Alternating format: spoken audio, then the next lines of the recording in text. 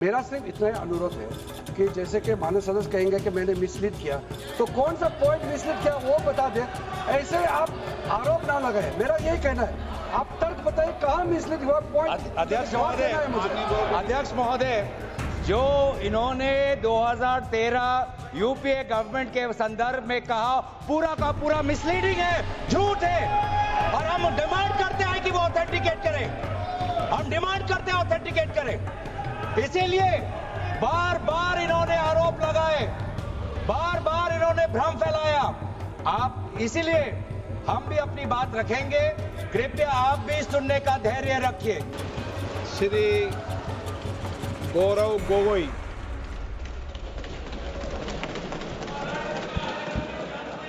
आदरणीय अध्यक्ष महोदय, पहले तो मैं आपका संरक्षण चाहता हूं। जब आदरणीय मंत्री महोदय बोल रहे थे, आपने विपक्ष से किसी को भी पॉइंट ऑफ ऑर्डर उठाने का अवसर नहीं दिया। मंत्री महोदय बिना किसी पॉइंट ऑफ ऑर्डर के बिना उन्होंने अपनी बात रखी। वही संरक्षण आप मुझे दे, मैं वही अपेक्षा करता हूं। मंत्री महोदय ने अपनी पूरी बात रखी, आपने उनको कुछ नहीं कहा। उन्होंने राजनीतिक आरोप लगाए, उन्होंने हाउस को मिसलीड किया, आपने सुना। वही संरक्षण। एक बात है गौरव जी, आप हमेशा सदन पर ये कैसे आरोप लगा सकते हैं कि आपने उनको कुछ नहीं कहा। मैंने फिर कहा आपको, इस सदन में, प्लीज बैठिए, इस सदन में संसदीय व्यवस्था के अनुसार सबको समय आवंटित होता है। आवंटित दल का माननीय सदस्य अपनी बात रख सकता है।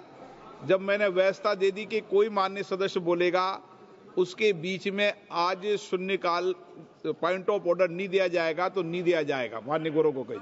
अध्यक्ष देखिए, शुरू हो गया सर। आप दे रहे अनुमति, आप अनुमति दे रहे हैं सर। आपने हमें अनुमति दी, आपने अनुमति दी हमें। एक मिनट बैठिए। हमारे सर इन्होंने हम शांति से सुनेंगे। अरे सुनो ना, ये अपना भाषण देने से पहले इन्होंने मिसलीड किया बोला। आप सर ये कोई तरीका सर। एक मिनट बैठिए। माननीय मंत्री जी, नहीं, एक मिनट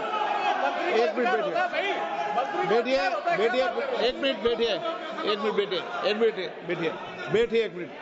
ठीक है, बैठिए। एक मिनट बैठिए। मैंने माननीय मंत्री जी को आपके भाषण के टोकने के लिए अलाउ नहीं किया है। वह आपने तो भाषण शुरू नहीं किया था। नहीं शुरू करने वाले थे। वह दूसरे विषय पर अपनी बात करना चाहते हैं। आपके भाषण को नहीं काट रहे आप। नहीं, आपके भाषण को, वो तो अपनी बात कोई दूसरे विषय पर रखना चाहते हैं। मेरा सर इतना कहना है कि हम लोग शांति से बैठ के सुनेंगे। चर्चा का पूरा टाइम तय हो चुके हैं, हम लोग नोट करेंगे, सबका बात सुनेंगे। मेरा सिर्फ इतना ही अनुरोध है कि जैसे कि माननीय सदस्य कहेंगे कि मैंने मिसलीड किया, तो कौन सा पॉइंट मिसलीड किया वो बता दें। ऐसे आप आरोप ना लगाए, मेरा यही कहना है। आप तर्क बताइए कहाँ मिसलीड हुआ पॉइंट। अध्यक्ष महोदय, जो इन्होंने 2013 यूपीए गवर्नमेंट के संदर्भ में कहा पूरा का पूरा मिसलीडिंग है, झूठ है, और हम डिमांड करते हैं कि वो ऑथेंटिकेट करें। हम डिमांड करते हैं ऑथेंटिकेट करें। इसीलिए बार बार इन्होंने आरोप लगाए, बार बार इन्होंने भ्रम फैलाया। आप इसीलिए हम भी अपनी बात रखेंगे, कृपया आप भी सुनने का धैर्य रखिए। अध्यक्ष महोदय, मेरा भी सौभाग्य है कि पिछले सदन में मैं अयोध्या राम मंदिर पर अपने पार्टी का मैंने अपना व्यू, अपने पक्ष रखा, और आज वक्फ संशोधन 2025 पर अपनी दल का और विपक्ष की तरफ से अपना पक्ष रखा। और अयोध्या राम मंदिर में भी और आज के वक्फ के संशोधन में भी मेरा एक ही मार्गदर्शक है, वो है भारत का संविधान। भारत का संविधान जो कहता है कि हमारा भारत भारत में हर व्यक्ति को सामाजिक, आर्थिक और राजनीतिक न्याय, विचार अभिव्यक्ति, विश्वास, धर्म और उपासना की स्वतंत्रता और साथ साथ में यह कहता है कि व्यक्ति की गरिमा और राष्ट्र की अखंडता सुनिश्चित करने वाली बंधुता। ये बिल आज इस संविधान के इस जो मूल जो ढांचा है उस पर आक्रमण है और इनकी जो पूरा जो भाषण था वो हमारे संविधान के इस मौलिक अधिकार पर, हमारे संघीय ढांचे पर एक आक्रमण था। आज इस सरकार का इस बिल के द्वारा 4 इनके मूल उद्देश्य। पहला मूल उद्देश्य है कि संविधान को कमजोर करना, टू डाइल्यूट द कॉन्स्टिट्यूशन। इनका दूसरा उद्देश्य है भ्रम फैलाना, to defame the minority communities of India. इनका तीसरा उद्देश्य है to divide the Indian society. हमेशा एक हमारे बीच में एक लिटिगेशन चलता रहे, मसला और बढ़ता जाए, ये उनका उद्देश्य है। और चौथा इनका उद्देश्य डाइल्यूट, डिफेम, डिवाइड, और चौथा इनका उद्देश्य है to disenfranchise the minority communities. आज माइनॉरिटी कम्युनिटीज के प्रति अपनी संवेदना जता रहे हैं।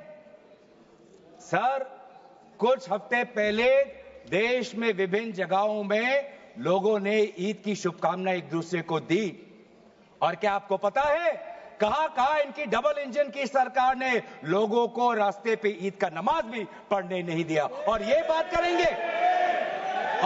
करेंगे आप अल्पसंख्यकों के प्रति अपनी संवेदना जताते हैं। मैं पूछना चाहता हूं कि आपके लोकसभा में कितने एमपीज अल्पसंख्यक हैं?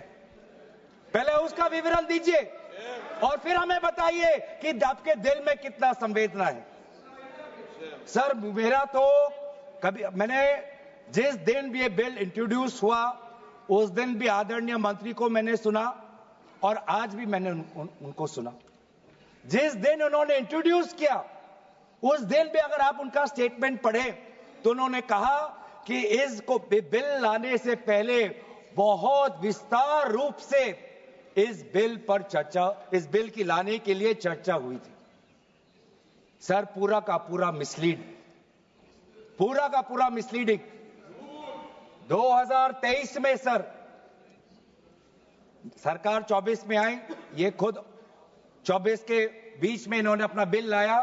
23 सन के वर्ष में 4 बार माइनॉरिटी अफेयर्स कमेटी की बैठक हुई। मुंबई में हुई 13 जुलाई, दिल्ली में हुई 21 जुलाई को, लखनऊ में हुआ 24 जुलाई को, दिल्ली में 2 बार हुआ 20 सितंबर और 7 नवंबर को। मैं आदरणीय सरकार से दरखास्त करूंगा कि इन 5 सरकारी जो मीटिंग हुई मिनिस्ट्री ऑफ माइनॉरिटी अफेयर्स का, उनका मिनट्स टेबल पे रखे। एक भी मीटिंग में नया वक्फ अमेंडमेंट बिल चाहिए उसका जिक्र भी नहीं हुआ था। जिक्र भी नहीं हुआ। इनके मिनट्स हमारे पास, हमने देखे। जितने भी बार ministry of minority affairs meeting हुई सब में वापसी पोर्टल को लेकर और विचार विमर्श हुआ था, लेकिन एक भी मीटिंग के माइन्यूट्स में एक भी स्टेटमेंट नहीं है कि हमें एक नया वक्फ अमेंडमेंट बिल चाहिए।